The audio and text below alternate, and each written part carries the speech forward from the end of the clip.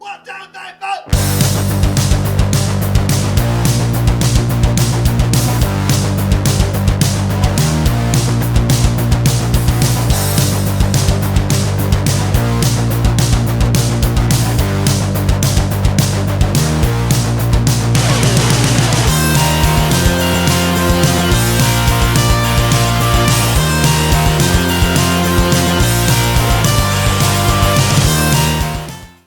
Everybody, welcome to this week's edition of All the Way. This is your host, Big John. And I'm Phil X. Ah, Phil X. Beating your chest, Phil X. Oh, yeah, because I got like congestion, so, you know. Oh, you got to loosen that shit I figure up. it help. Yeah, it help. All right. You know, folks, Phil X is a man of physical means, if I can say that. What are you saying? Well, you know. No, I'm just asking you because usually I get that from the women's. So, when a dude says that, I'm wondering what you mean. Yes. Well, I'm wondering, like, you seem like a guy who takes care of himself. Like, I try. You got the guns, right? Yeah. You lift weights. Oh yeah, I was doing 260 for reps just the other day. 260. Yeah, for fun, no warm up. No warm up. Do you like work at all?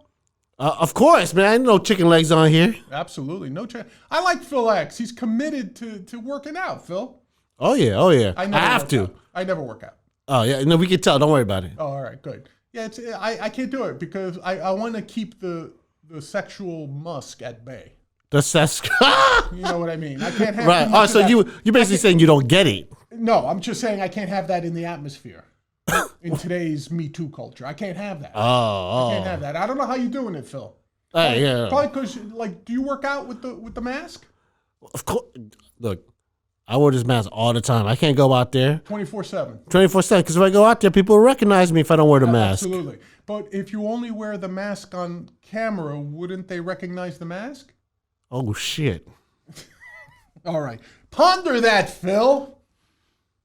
All right. This week in All the Way, I think we have a nostalgic episode, Phil. Okay. It occurred to me watching my kid run around, watching his friends run around, just in general observing the youth of America. You know what struck me, Phil? What's that? They're all pussies. Okay.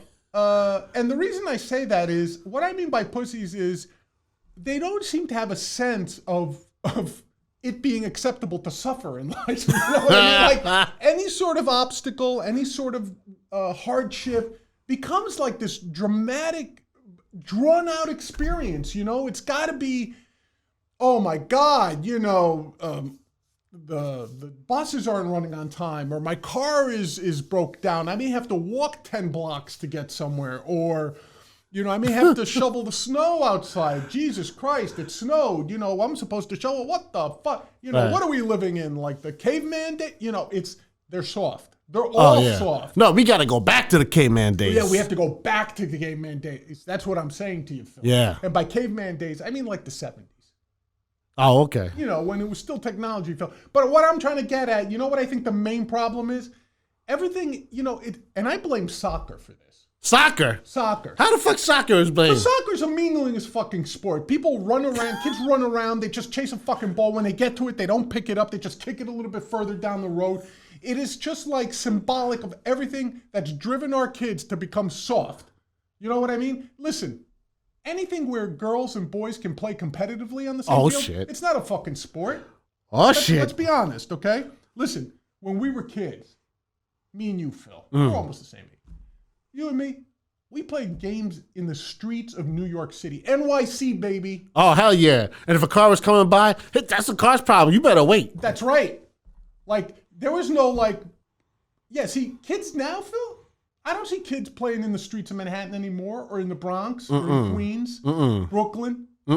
Staten Island's not part of New York. No. But you don't see kids playing in the streets of New York anymore because of traffic. You might get hit by a car. I hear parents all the time, why play in the street? What are you, crazy? You might get hit by a car. Listen, we played in the street. Yeah, we got hit occasionally. Yeah. But we're still here to talk about it, Phil. Yeah, I remember one time my buddy Jose was like, yo, go long. I went long, went right into a taxi. And then guess what happened? I just got up, brush myself up. Like, yeah, that happens every day. It's all good. You know, I think that's happened to every kid growing up in the Bronx because someone did that routine with me go long. Yeah. And I ran headfirst into a car. Yeah. But it was parked, you know, but I ran headfirst because it was Right. an out pattern, you know, out and up, you man. know. So I got caught, but because I was a little bit taller and it was like an import, like it caught my thigh and I caught the ball like this, but I made the catch. Oh, that's what counts. Because I'm a man. Oh, shit. Even oh, then, yeah. Oh, yeah. Yeah. So I caught it, but when I caught it, my hand literally went through the windshield. And there was a fucking dude in the park car. And when I lunged and I looked down, the fucking guy was like this in the car. Oh, man. Well, that's what you get for parking there. And my dad had to pay for it. He wasn't happy because he had to pay for that windshield. Because it was, you know, it was like a guy in the neighborhood. He was sitting in his car warming. Remember in the days you had to warm up your car? Oh, yeah. Yeah. So he was out there, you know, we were just playing touch in the street, you know. But kids today don't have that experience, especially in the cities, Phil. Like if you're out in farmland, nobody gives a shit anyway. But I mean, if you're in a city, these kids are not tough. You know, they got to toughen their leather, Phil. Oh, for sure. Because again, I'm too soft doing this from the TV. Yeah. That's all it is. Preach. I'm being tough on the Madden right here on the screen. You know, it's like, come on, man. Facebook, right? Oh, yeah. It's like, I'm going to hashtag that motherfucker. You know, it's like, that's not tough, kids. But listen, some of the games we had, that's how. So it starts at youth, Phil. That's what I'm trying to say. It starts early. The pussification, the soccerification of America, if you will, begins early when you want to play non-contact sports. Like if you have girls, they can play soccer. If you have boys or people you intend to grow up to be men, you have them play football, baseball, basketball. Mm-hmm. Those are the sports you want to get into. But there's also street games they got to play, Phil. Yes, sir. So we're going to go, I figured we'd go down memory lane, maybe to inform the people, the parents out there, what kind of games we played in the streets of New York, me and you, Phil, that we can impart onto them. Let's do it. So I'm gonna read off a couple. Let's go down memory lane. The first one, and this one was benign, but it was interesting. It was called Scully. Scully? Scully, Skelly, Skells, depending on what part of New York you were in. Okay. Now, legend has it, this game started in the Bronx. Yikes. So, in the Boogie Down, I'll take credit for this one because I was born and raised in the Boogie Down. Okay. I know you're from Queens. Oh, yeah. Queens. Yeah. Doing it with finesse. Exactly.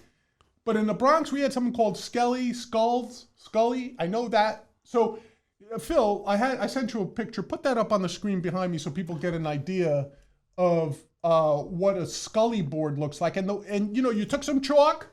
You drew it out in the middle of the street. You found a manhole cover, and that became the middle of the Scully board, right? Right. And you drew the chalk around it. And there were 13 boxes, and the idea was you get like 4 or 5 on the team, and they played against each other. You would get bottle caps, right? Yeah. And the thing was to push them by flicking them like this across to each square. So you'd go 1 to 2 to 3 to 4, 5, so all the way around to 13. Now there were rules, like if you hit another kid's cap, you automatically advance to the next square. Plus, they had to shoot from wherever you knocked them off. Oh, man. So if you got lucky and like some son of a bitch cocksucker you've been playing all week and losing to, like if his cap came next to yours, you were like, motherfucker, you take a running start at that shit, you know, and fucking push it halfway down the block. You know, that guy, you know, your cap would be like, oh, I just pick it up and move it to the next square. His cap, he'd have to shoot from like literally 2 city blocks away if you got a good running start to it, right? And that game, we'd be in the streets for hours in summers. I'm telling you, we'd keep ourselves occupied. And of course, the guy who lost, the guy who came in last every game, the next game, he was always the lookout. Like, he couldn't play, but he would stand in the street in front of you going, car! Right. So you could run out of the street and not get run over. Car! Yeah. That was always the worst job in any game. You had to be the lookout. You had to be the lookout. But you know what else was good about Scully there? What's that? Half the art was finding the right bottle cap.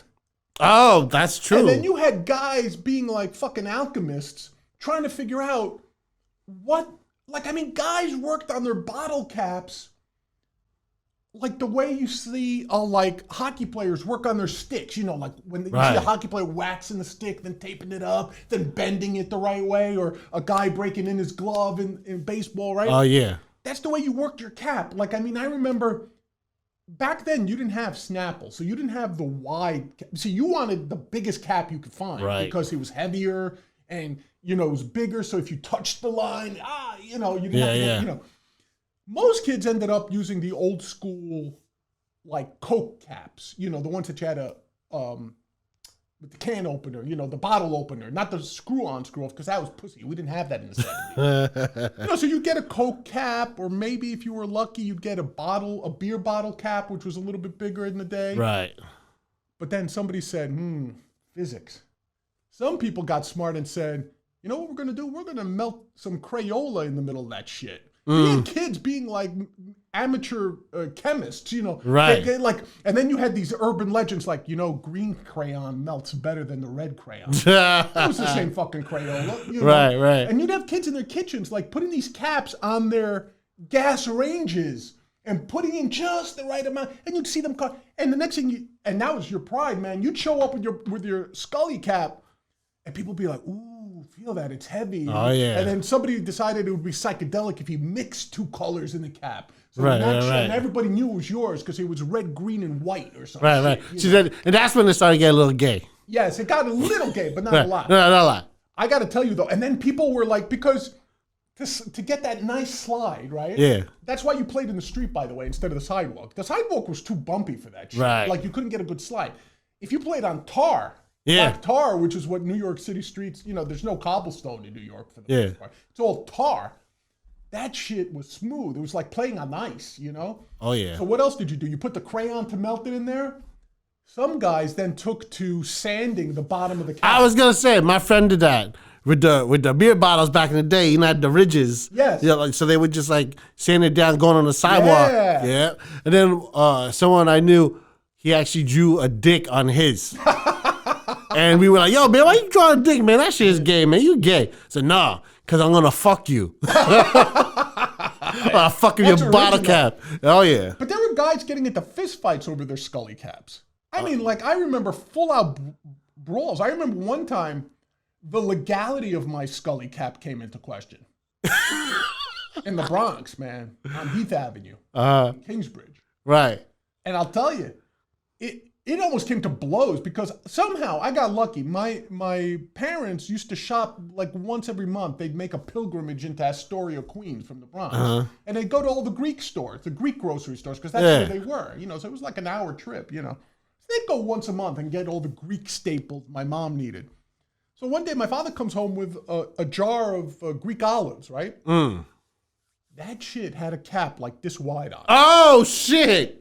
And I had my eyeball on that. I told my mother, because there was no such thing as recycling back then. No. Because we weren't pussies back then. Hell no. The earth is being destroyed. Too bad. Fuck you. We all got to die sometime. Anyway, so I told moms, I said, don't you dare fucking throw that jar away. I want that goddamn cap to myself. Yeah. So I took this thing. I'm not exaggerating. It must have been like this big. It was like wow. It was like Reverend Al's medallion. You know what I'm saying? Yeah, that's like the size of like like a hubcap. Shit. That's like the size of some girls' assholes after I'm done.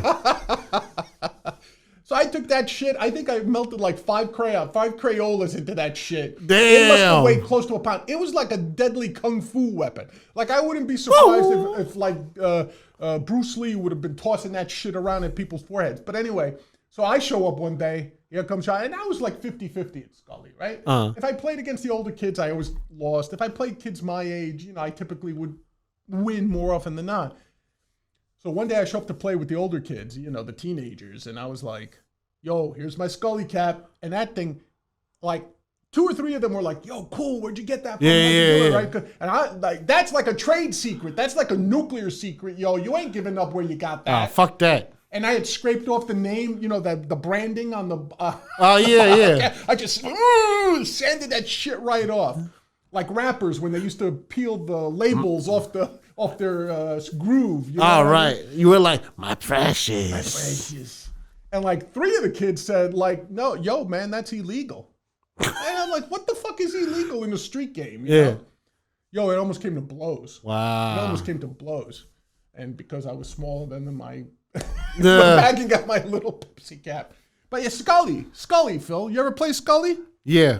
Yeah? How'd you do? Nah, I sucked. Yeah, you suck. What can you do? Yeah, that's when I was like, you know what? Why am I going to push like this shit, right? When I can just like do this shit with women. Yeah, that sounds like, you know, as soon as I saw the flicking, I knew Phil was going to turn it into a finger banging oh yeah. joke. But good for you, though. I salute you. If you were really finger banging instead of Scully. Oh, hell, man. Finger bang champ since age 7, son. All right. You know, then there were the common games. You know, like stickball, stickball. Who in New York grew up without playing stickball? You had to play stickball. Oh, of course. Like, where did you play stickball? In the street? Like in the schoolyard? Where'd you go? We played in the street, schoolyard, and like, you know, in the projects, they have that common area. Right. Yeah, that's where we played too. That one, we would get our asses kicked because we'd always hit a window. Yeah. So they'd always come down, say, "Yeah, what you doing?" So, oh shit, and we thought it was fun. I was like, "Oh yeah, we gonna work on our speed too now." But usually we went to the schoolyard just because we could draw the spray paint the box. Yeah, you used to spray paint the strike zone. Yeah, the strike zone. Yeah, it was weird for us. We didn't have schoolyards in the Bronx because most of them were locked down. Even then, even in the 70s, they used to chain them up. And we would just have the fence. Yeah, no, I couldn't do that. We had the fence. But we used to play in the street. And it's funny how you adapt as a kid in New York because, like, we didn't have baseball fields in the Bronx. Like, the only one there was Yankee Stadium. Who the fuck's going to go there? But, so you go in the street. The manhole cover's home. Right. The next manhole cover is the mound. Right. And then the buildings, like, especially in the Bronx, you had narrow streets. Yes. Manhattan has wide streets. Yeah. But Bronx and Brooklyn, for the most part, very narrow streets. Yeah.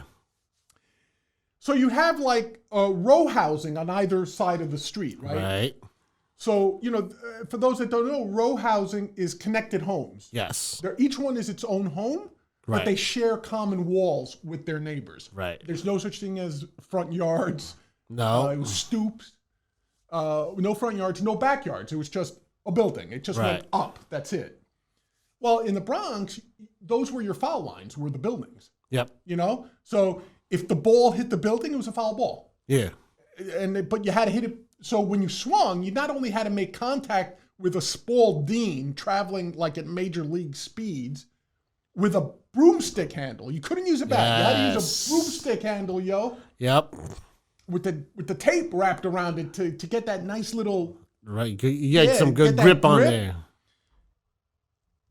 And hitting that ball was not easy. I played high school ball. It was much easier hitting a baseball. Yeah. Than trying to hit a pitcher with stuff in stickball. Yes. You know what I mean? But you were right. We also suffered from the broken windows, yo. Yep. And what would happen when you broke a window? Get your ass kicked. Of course, like roaches, you'd scatter. Yeah. Like it just like fucking bam. That's the best part. I remember one time it was my friend. Now this is it happened in football and baseball. So he had the football. He had an NFL football. Right. Right. And he had like that regular, blue Spalding ball. Right. Right. So I remember one time the football hit a windshield, and we're like, "Oh shit!" The Spalding ball hit like some window, and we're like, "Oh shit!" And we all scattered like roaches, like you said. Right. But he always had to go back, "Oh damn, my ball!" So he always had to go back to the scene of the it was crime. always somebody's ball. Yeah, right? Oh yeah. But kids forget that shit, and you say like, "Well, aren't there cards in the streets?" Yeah. You know what happened? That was part of the defensive strategy. Oh yeah. Because when the lookout would go car, everybody had to freeze. So if you had a good hitter coming up, you always kind of slowed down your pace if you were the pitcher. Because you wanted to wait till a car was coming by. Then you give him a pitch he can hit, because then he could only run so far before the lookout would yell, "Car!" Yeah. Freeze. You couldn't go any further. So that was hey, for stickball, I don't know if this was just in the Bronx, but you had two variations, right? One was where you pitched normally, right? Where you had to just throw the ball and there was a catcher. Or the wall, like you said, you would throw up against the wall and you would just wing it. The other one, I saw some variations where you put a box in front of the hitter, like you would draw a box, and the idea was that you had to pitch but bounce the ball in the box first. Yes, we played that also. Yeah, that was a variation which cut down the pitcher's advantage because now you couldn't, like at some point, when you're a teenager, you're throwing 50, 60 miles an hour. Right. You're not going to hit the ball with the no matter how good a hitter you are, because that stick is like, how broom handles, they're about this thick. You're not going to hit a sardine with it. Yeah. So to make it sort of even, the pitcher had to hit the, Right. Or it'd be a ball. Yeah. And by the way, who was the ump in your game? There was always a kid who was the ump. Right? Oh, that was always like the fattest kid who couldn't play. That was like the spazziest kid who couldn't even play. He was fatter than the lookout. Oh yeah, but it was good though. It was good though because if the ball got by the batter, it's hitting one of his tits. Right, exactly. He was a backstop. Oh yeah. Phil, you know what else is a classic New York game that they don't play anymore? That was really good for it's 26. 26? I don't think I played that one. Yeah, that's the basketball game. Oh, 21. You played 21? We got to 26. No, we played 21. All right. Yeah. For those around the country, sometimes, like, if you're in an urban area like Boston or Philly or Chicago, you might know this as New York 21, New York 26, because we invented it. I'll take credit for it. And it's basketball with no rules. Yeah. And people are like, what the fuck? First of all, you played on concrete, right? Yep, Obviously. Of course. Schoolyard. You had a hoop. Yep. And it was the type of hoop that had like the iron pole underneath it holding it up. Like it wasn't like a hoop that was attached up high to like a wall or a fence or something. It was like an iron pole set in concrete. And then the hoop was off of it, right? Right. 26 or 21, depending on which borough. I guess you came from the Bronx, it's 26. I guess in Queens it was 21. Yeah, it's 21. You got two, so it was like between 8 to 12 kids in this game. Right. But they weren't playing teams. Nope. It was each man for himself. Yes, that's why we also call it every man or every nigga. There you go. What was that? Every man or every nigga. Very good. I just want to make sure you use the A, not the ER. Man, I got my we black. can't stand racism I got my people. I got my people. We don't want to be racist. Though. No. Yeah. I ain't racist. I don't have the power to be racist. That's true. I can stereotype, but I can't be racist. There you go. But the funny part was that, so you have 8 to 12 kids, sometimes up to 15, I'd say, each man for himself. And basically, you get the slow kid again, the ref, and he would just like toss the ball up in the air and then run off the court. Oh, no, we didn't have everyone playing, even the fat kid. No, I mean, but like to start the game, right? There was like the equivalent of the jump ball, but like with 15 people. Someone had to toss that ball up, right? So you'd start, and whoever got the ball now has to try to get a bucket, but now it's like 1 against 10 or 14, right? There's nobody to pass the ball to. Nope. It's like every man for himself. Now, here's the funny part. There's no fouls, no traveling, no nothing. So in essence, I don't even know why it's basketball, because you really weren't obligated to bounce the ball. Yeah. But people try to keep the spirit of it. Like like it always amazed me that people didn't just play football with it. Just put the ball under their arm. But they tried to. Well, we play with the violations. So you could double dribble, you could travel, all that stuff. Yeah. So we play with the rules, which made it harder. Yeah, of course. And what happened was you got 2 points for a bucket, but every time you got a bucket, you would go to the free throw line. Yep, and you get 3 shots. And you get up to 3 shots. Yep. And it was worth 1 point. Yep. Now, the key was that you had to land exactly on 26 or exactly on 21. Right. So, you were fucked, because if your bucket brought you to 17, you had to strategize, right? Like, do I miss the free throw on purpose or whatever? And if you missed a free throw sitting at 20, you were fucked. You had to go back to 15 because there was no way for you to hit 21. Or if you were exactly at 25, you couldn't get to 26. Yeah. Because each bucket was worth 2. See, for us in Queens, it's different. You can get to 21, however you get to 21. Right. But then once you got to 21, you had to hit a 3-pointer. When you missed the 3-pointer, you go back to 15. See, you guys made it a little bit easier, probably because the NBA had the 3-pointer at that point. See, when I was growing up in the 70s, we didn't have that shit. Yeah, no, there really wasn't like there was no park with a 3-pointer line, nothing. Right. But we just said, it just has to be a far Right. shot. You just put some clothes down or something. Yeah, it was like, the top of the key. Right. You know? Right. If you were a woman, you would recognize it as being the penis head. On top of the penis head. That's where you had to take the shot. That's very good, by the way. Yeah. But and you say, well, what's so hard about that? There were people, flat out, you'd go drive to the hoop and someone would punch you in the face. Oh, man. Or like if you're in midair, they would push you into that big metal pole, and you'd hear the sounds that came out of New York 21, New York 26 was like you'd hear clanging. Yeah. Like that'd be somebody's head bouncing off that steel pole. I remember once I was heading to the court to play with 2 or 3 of my friends, take on whoever was there. And one time we walk up to the court and there's this guy, and one guy has his forearm in the back of his head and pushing it into the chain link fence. So when you got there, it was like, and you're like, isn't that a foul? No fouls in 26, motherfucker. You just keep playing. And if you got cornered, I used to see kids fucking pussy out, just take the ball and heave it to the other end of the court. They weren't even trying to score. They were just trying to avoid getting hit. And it was interesting. But you know what? Sociologically, here's me getting a little, intellectual on you, Phil. Kids naturally formed alliances, even though there were no teams. Kids formed alliances. Like if there was a kid who was 2-3 inches taller than everybody else, or somebody who was like bigger, the other kids sort of like instinctively ganged up on them. Oh yeah. Try to steal the ball or block. You have to go through 4 people to get it. Now you have to understand, like when you quote teamed up in 26, there was no formal arrangement. There was no such thing as our team won. Like you still had to individually win, but it was interesting how people teamed up. And see, that's what we mean that kids are soft because they don't have these games. Like that's what happens in the business world, ladies and gentlemen. You form alliances, you go after people, you collaborate, you take down. As dirty as it sounds, that's why you have everybody acting like a chick in corporate America now, where they're all like, "He's not collaborating." Go fuck yourself. Do it yourself. Achieve on your own first, then try to help somebody else. Then try to get help from someone. No one's being a team player. Go fuck yourself.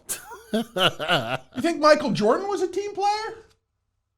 Hey, no. Well, now there's some debate on that. But never a goddamn team there's some debate on that. But we can say Kobe Bryant, right? Kobe Bryant. Someone goes, "Hey, Kobe, there's no iron team." And he goes, "Yeah, but there's an iron win, motherfucker." Yeah, exactly. And it was like, so it was a mentality that made you learn how to survive, is what I'm trying to get at. Yeah.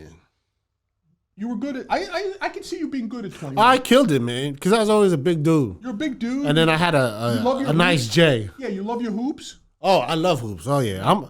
I ain't going to give away some shit, because, I love hoops, and I'm good at that shit. Hey, what about Johnny on the Pony? You remember that when you were younger? What the fuck? 7, that 8? Sounds like some pedo shit. It sounds like gay movies. I get it. But, like, did you ever hear Red Rover or something like that? Red Rover, yeah. Yeah. So we had a variation. Red Rover, redhead bend over, yeah. Yes, right. So we had a variation of this called Johnny on the Pony.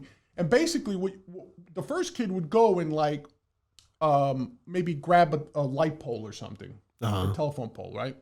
And now he's bent at the waist. I know this is going to sound super porno, but so he's bent over at the waist, holding on, right? And you had teams, usually 7 on the team, right? 6, 7 on the team. So the first team would go form a human chain. So the first guy would hold on to the lamppost or maybe up against the wall like that. The second guy would put his arms around his waist and bend over. So at the end, it looked like almost like a human centipede, or a mattress. Put up the picture, Phil. And so you had kids lined up like that, right? And then they go. Somebody would yell out Johnny on the Pony. So the other team, each guy on the team, their job was to run full force and jump somewhere onto this fucking mess. and the object of the game, I'm not shitting you, was to break the chain. So when you got a kid to let go, and like the line collapsed, your team won, got a point. Then you'd switch. Now, can you imagine the stupidity involved in a game like this, right? People ended up with fucking spinal injuries, Phil. Like people who couldn't walk were paralyzed from the waist down. Their necks got fucking broken. I mean, but if you were the one who let go, it'd be like, pussy, you fag. Now, if you were on that line and the guy behind you fucked up and let go because he couldn't take like 200 psi on his back or something like that, if you were really talented, you'd fart on the way down. You know what I'm saying? Just to teach that cocksucker a lesson, Phil. Yeah, I was just imagining. Yeah. Like, I was good for that because that, the team I was on always wanted me to be the kid that jumped because I weighed like a ton, so I would jump and I'd be like, motherfuckers, here I come. And every so often, the other team would take the L because when I was half in midair, they just let go and let me fall to the ground. Oh, man, that's funny. Because they would be like, we're not taking that whale on our back. Yeah, but that fucking game was crazy, Phil. I'm just imagining why I'm cracking up so much. It's like, a bunch of kids playing this game and a bunch of vans rolling down the street. Yeah. The black ones with the candy in it. Yeah. And like 7 of them come, like, yo, we got next. Yeah, we used to play different blocks against each other. You're right. That was crazy. We got next, man. Dude, in the Bronx where I grew up, in the section I grew up, every block was different ethnicity. So the block I grew up on was a bunch of Greeks and Italians. Yeah. The next block up was like Dominican. The block behind us was all black kids. Yeah. Dude, I'm not going to even pretend there was racial harmony. We fucking went to war. But the way we went to war wasn't with guns or knives or anything. It was this shit. Johnny on the pony and similar games. Oh, man. We just played rough man football. No. It's like, yo, 86th Street, which is where I was from. Yeah. 86th Street versus like 90th Street. And we'd all play on like 32nd Avenue. And we'd have all summer, we have like a tournament, like a season. And then, then we'd have the Super Bowl. And, we won a couple of those. But, yeah, no, it's good. It's good. And, Queens is like so many different people. Yeah. Well, wait a second. Let me ask you this. Did you have, we used to call them city steps. I don't know what the real name is. But did you ever have, like, in your part of town, these steps that, when you had long blocks, like, say, half a mile long or a mile long, where there was no cross streets? So people could get from, like, this, like, your street here to the next street here. Like, if the block was long enough, you didn't want to have to walk, like, half a mile that way to come back another half mile to go up one avenue, right? Right. Because it was on an incline. So the city would, like, halfway into the block, would have constructed these concrete steps. Yes. You know what I'm talking about. I know what you're talking about. You know what, for people out there, if you saw the movie The Joker, the latest Joker movie, the one where Joaquin Phoenix is dancing down the steps, those are examples of city steps. Yep. Now, in some, let's see if we can find a picture, Phil. In some instances, those things might be 200-300 feet high. Yes. It was a good, you might go the equivalent of 4 or 5 stories up on these steps, right? Yeah. Well, when you had these steps, on either side of the step, don't ask me why, there was like maybe 6 feet of just concrete. Yeah. Or cobblestone. Right. Right, so you had the steps in the middle with the handlebars, the handrails. And then if you stepped over the handrails, there was about 6 feet to either side. Yeah. That was just nothing. Just concrete. Yeah. So I don't know why it was designed that way. I know why it was designed that way. And this is the way we used it. Yeah. We take our bikes, go straight down that shit. Oh, see? All right. So you're halfway there. We called it city step sledding. Yeah. So whenever there was, like, say, a snowstorm or an ice storm or something like that, because it was on an incline, and because it was slick from the concrete, it was like, paved over concrete, that thing was like going down an Olympic level ski slope. Oh, man. Oh, yeah. And we had rules to that shit. You had to find a big enough cardboard box that you flattened out. Yeah. And by the way, no real sleds, no boxes, no cartons. You had to use a cardboard, like a refrigerator cardboard box or something equivalent. Flatten it out. Mm-hmm. And you know how luge people get on it with their feet pointed forward? That's for pussies. You'd get on that shit head first. Superman, that shit. Yeah. And and we would time each other. There'd be somebody at the top and somebody at the bottom timing that shit. And by the way, you know what is at the bottom of those steps? Nothing. The fucking street is at the bottom of those steps. Yeah. So half the time you were taking your life in your hands Because you would go down there maybe, I don't know, careening at 30 miles an hour down this fucking thing. If you were nervous at all, you would go off into the side. Right. How do you steer a cardboard box? Right. You can't. So if your weight went to one side or the other, you ended up crashing full speed into the equivalent of a concrete wall. Yep. Now, if you could manage to calm your fears, which took like 5 or 6 times, easy, you'd go down this fucking thing at literally breakneck speed. I never appreciated the meaning of that phrase until you do this, because you could break your fucking neck. Because remember, you weren't smart enough to sit down at feet first. You sat down at head first going downhill.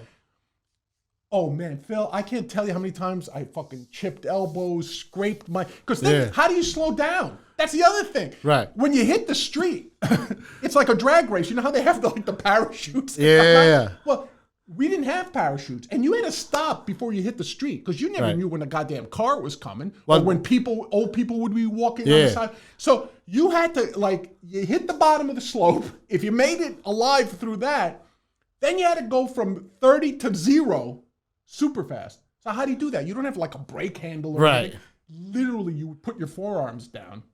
Now, you try to keep them on the box and just somehow, grind it to a halt. But sometimes that shit slipped and you eat up your forearms. Now, you had a coat on probably or something. But you would still, you go home and my mother would look and say, what the hell happened to your forearms? I'm like, nothing, Ma. One of the black kids beat me up. Oh, man. Well, this is what we did, right? Because we cared about other people's lives, right? We'd be at the bottom. Yeah. And we'd line up like bowling ball pins. Right. So we could look out and see if anyone's coming. But it was also like to play around. This dude's coming down. Like, let's see who jumps out last. Yeah. Right. So, of course, sometimes we get hit. People would flip over. That's how the dude stopped. Right. But usually the dude stopped because it's a parked car. That was at the bottom. Yeah. So we were like, one time I saw a kid get wedged underneath the parked car. Because he was like just small enough where his head fit under the car. And I'm not shitting you. The guys with the van came down and said, Johnny on a whatever, fine, jump on your shit. That would have been perfect. No, this was even funnier. The kid, somehow, to this day, if you ask me to the physics of it, I can't explain it. But when you get to the curb, like in New York, there's a curb, and it's maybe like what, Phil, 3-4 inches from the curb to the street, roughly? Yeah, look, one time I measured it against my cock, and it was like a quarter of my cock. So that's about right. Yeah, 4 inches. Right? Yeah. So there was a combination of a car with a high clearance and the curb at the foot of the city steps. The kid was going full speed, but I guess he was trying to break a record or something. He never tried to stop until it was way too late. He gets there. Don't ask me how. His head got wedged between the car and the curb. Oh, man. Now, he didn't break his fucking neck, but he was stuck there. Yeah. And now, of course, when a kid's stuck with his head under the car, everybody freaks out. Like, your first inclination is to run away and leave the fucker there. It's like, sorry, man, every kid for himself. No, we kicked the dude. Motherfucker there, right? But there were a couple of us that were so scared. Like, what the fuck if the car pulls out and nobody notices he's there? Right. Plus, the kid was being a bitch. He was screaming and crying. I can't get out. I don't want to die. Shit like that. Yeah. Typical gay shit. But anyway, so there were 2 or 3 of us that literally had to lift him up by the legs. So to straighten out his body with his neck. And then the other kid had to go take his head and hold it sideways. And we had to pull him out. And I swear to God, I could have been imagining things because I couldn't have been more than 12 at the time. Right. I thought I heard a pop on the way out. Like a fucking champagne cork popping. Yeah. And the kid came out, and I swear, he was sitting on his ass like this. He went, like that. And he goes, okay, let's do it again. And he just went to the top, and he did it again. That shit was the more I think how we did it, it's a miracle none of us really died during that shit. Yeah. Oh, man. That was fun times. Yeah, fun times, city surfing. Okay, 2 more games that I played, Phil. Let me tell you, see if you got them. Did you ever play Bulldog? Well, in some boroughs, it might have been British Bulldog, but it definitely Bulldog. I don't know. Describe it for the viewers and myself. So in Bulldog, there were maybe between 10 and 20 kids, right? And usually you played in a gym, but it could also be played on an outdoor basketball court. So one kid would sit like in the middle of the basketball court, at center court, the circle where the tip-off is, right? They would stand in the middle. All the other kids would line up on one end line, all the way at the other end. And the kid in the middle would go, ready, bulldog. And he would yell that out. Everybody at the one end line had a bum rush and get to the other end line. Oh, okay. The guy in the middle, his job was to grab whoever he could literally by the neck and bulldog them to the ground. Like the pro wrestling bulldog? Yeah. And you would see kids like grab them and ride them to the ground by the neck. And the rules were you had to grab them by the neck. Like if you couldn't clip them, or tackle them by the waist. You had to put them almost in a headlock and slide them down, which of course is the most dangerous way to tackle somebody because you could break their fucking neck. Right. Anyone you got and tackled then became your partner in the middle and would help you tackle the next rush. That's got cool. it? So then this would go on until there was one guy left. Oh, my God. And now it's one guy trying to bum rush across 20, trying to literally grab you by the neck and wrestle you to the ground, right? Wow. They were legends of the one kid who maybe made like 3 go-rounds without getting bullied. Well, that's some bullshit right there. No, I'm telling you, there were legends about like guys like that. Wow. Like we had Greek Nick in our block. Greek Nick. Legend was he made 6 go-rounds. Oh, shit. Before he got bulldogged finally. Like he just finally gave up. Oh, and damn. Like myself, I won that game once. I must have played 1,000 times. I won that game once. Okay. And I only made it across once. Yeah. Like when I turned around, that was it. I was like, once Right. I made that one bum rush, and the one bum rush was because I caught a kid with a good stiff arm. Yeah. Like we weren't. I just, and I was slow as fuck, but I was heavy, so kids had a tougher time bringing me down. But this one time, don't ask me why, there was just one kid in front of me, and I put my, right under his chin, and that kid became like, steamrolled. Yeah. It was an angry run if you watch it Right, on right. network. I just put that guy down and I barely made it across because kids then would chase you all the way to the other end line. Of course. So I made it across once. That Yeah. could be my proudest sporting achievement in my life was making it across a bulldog just once. Because now it's 1 against 15. Right. See what I'm saying? Yeah. I have a question, though. Yeah. Greek Nick. Yeah. Was that the dude that got his stuck between the pavement and the car? Because that dude got no neck after that. You're not grabbing nothing in that game, Bulldog. Greek Nick don't got no neck. You're right. It wasn't him, though, but yeah, you're right. No, Greek Nick was, I'm trying to think. I think he was like a guy who owned a gas station somewhere up in Pelham Bay.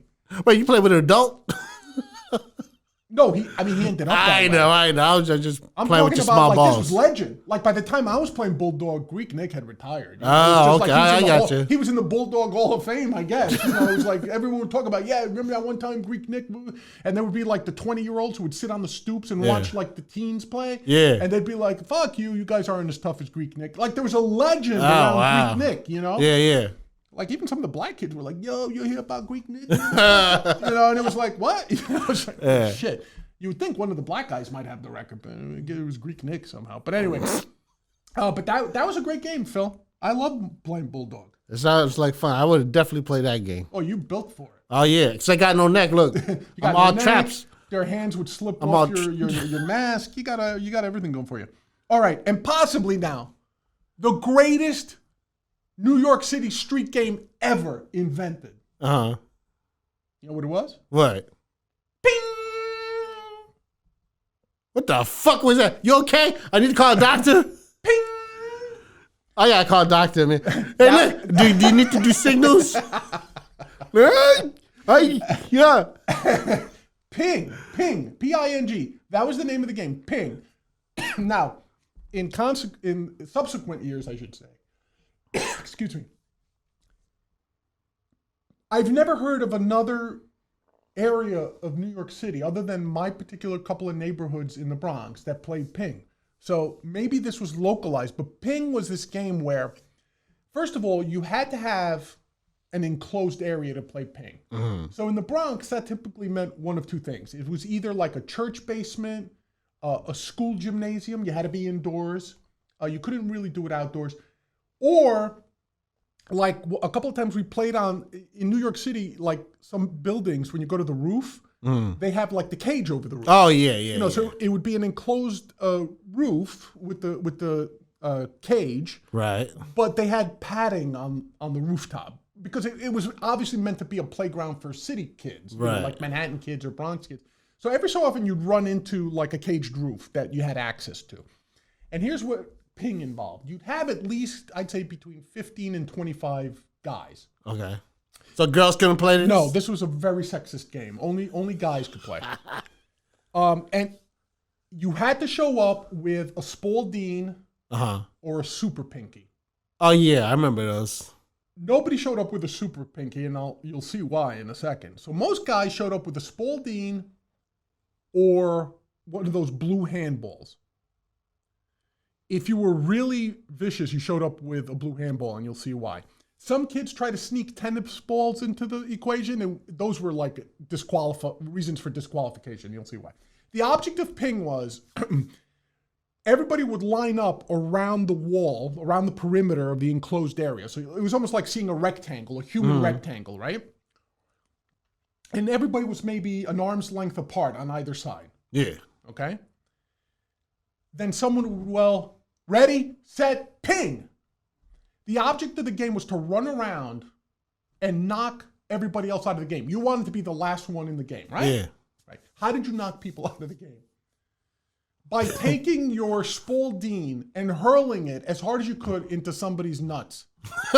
Wait, so it had to be the nuts? Nuts! Oh shit, ball on ball crime. Yeah. You could take out an eye. That never got you out of the game. Yeah. The only thing that got you out of the game was when some asshole would run up to you and they couldn't punch you in the nuts. That's what I would have been doing, like punching like. No, that was a foul. Yeah. What are we, faggots? No, you had to take your Spalding and hurl it into the crotch of an opponent. And for style points, every time you crotched somebody, every time someone got a nut shot, you had to yell, ping. And you would spend 2 hours running around trying to, like, literally castrate someone. That's why you couldn't use tennis balls. They were too heavy. Yes. So you might think, oh, it's covered in fur or whatever. Bullshit. That thing, if you took a tennis ball. Now, also cheating, and it was a matter of honor, no cups. No athletics. No, of course not. You had to free ball that shit. Yeah. So you would be running around, hurling, you know, and there were rules you learned really quick, man. First of all, you always had to say ping. Because it wasn't any good without saying ping. Right. The second thing was you learned to be humble on the court, Phil. That was a lesson we learned in life. Even in victory, you had to be humble. You know why? Why? Because one time, there was this little son of a bitch. Every time we played ping, he managed to give me a nut shot. Yeah. Like he was a little midget or something. So he had a small strike zone. You know what I'm saying? So, like you couldn't find his nuts from 2 feet away. But he always managed to like run right in front of you and go, ping, you know, and it would be like from 2 feet away. He had a pretty good arm, and you'd be on the ground holding your nutsack. Oh, man. Right?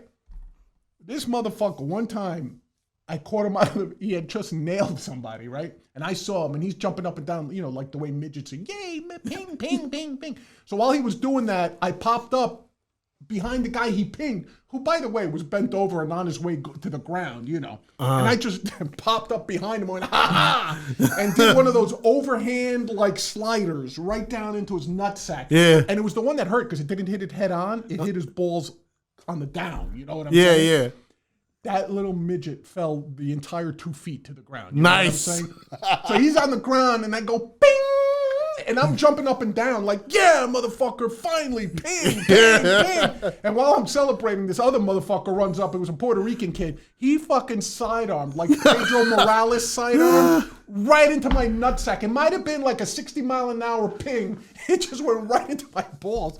And I can only imagine how funny it looked. Because I'm a big guy. Like, even then, I was probably 6 feet tall at that age. You just see me bend over at the waist, and you might have heard this,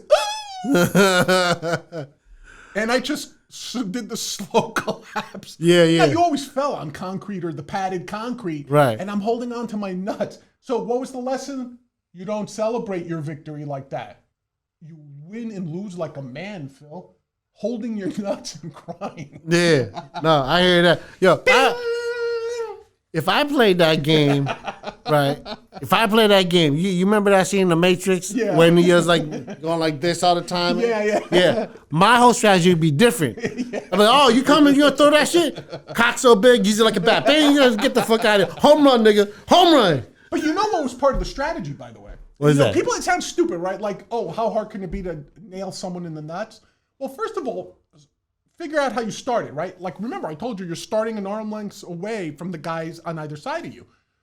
Well, think about it. What kind of quick drop step do you have to like run out, get into an angle where you can immediately hit someone in the nuts? You can't do it. It's almost impossible. Right. Unless the guy fell asleep at the beginning, right? Yeah. Then you're running around. Now, remember, it's freestyle running. There's no like stop and go. It's perpetual. That was the other thing. Eventually, people got tired because there was never like, okay, time, somebody got hit in the nuts. You just swept those guys off to the side. You know what I'm saying? So you would have your sponge ball or your spalding, right? And you'd be running around and you're trying to like look for an opening. And let's put it this way. 95% of the pings were off of distractions. Like some kid just pinged another guy and you had to get him in that split second, right? Right. The other thing is, if you threw your spalding and missed, now the only way you could get a ping was to go find your goddamn ball, pick it up again. That's why most of us would put our initials on the spalding. Yeah. So you would avoid dispute like as to whose ball you were picking up. You had to pick up your spalding, you know. So you would run around, like if you missed some cocksucker, now you're running around defenseless. Now you got to dodge all these spaldings and shit. You know what I'm saying? Yeah. And it was like an exhausting, aside from painful, obviously, it was exhausting. You know, you'd run around and you're like, ping, ping, and you would hear this shit all the time. And the reason the guy who hit you had to say ping was so like you would whip your head around, like, who got pinged? Where is he? Where's the next one coming from? You know, you'd look around. Yeah. There were some bastards that wouldn't say ping. So they try to be stealth, like they nail somebody in the nuts and then they would just stay quiet. So you also had to look out for like the groans of pain. But yeah, ping. And as contradictory as it may sound, that was a man's game, Phil. Yeah. And, you know, there's a life lesson in there, Phil. We already said there was one life lesson. Don't celebrate too much when you win, because you never know when your loss is coming if you celebrate too much, right? So you got to keep an even keel. The second thing you learn is life kicks you in the nuts, yo. Oh, man. You got to be able to get up and kick it right back in its own nuts. You can't just hang out there. That's why these kids are soft, Phil. Soccer. Let me tell you something. Soccer has no life lessons like this. Soccer tells you to look for a referee so you can get a tie. Ping, Phil. Ping. Yeah. Taught you to be a man. Yeah, but yeah, protect your nuts. Well, here's the thing. Like, I can imagine, like, if kids play that game today, like, all of them be doing like the Buffalo Bill in Silence of the Lambs, just tucking their shit in. That shit in. Yeah.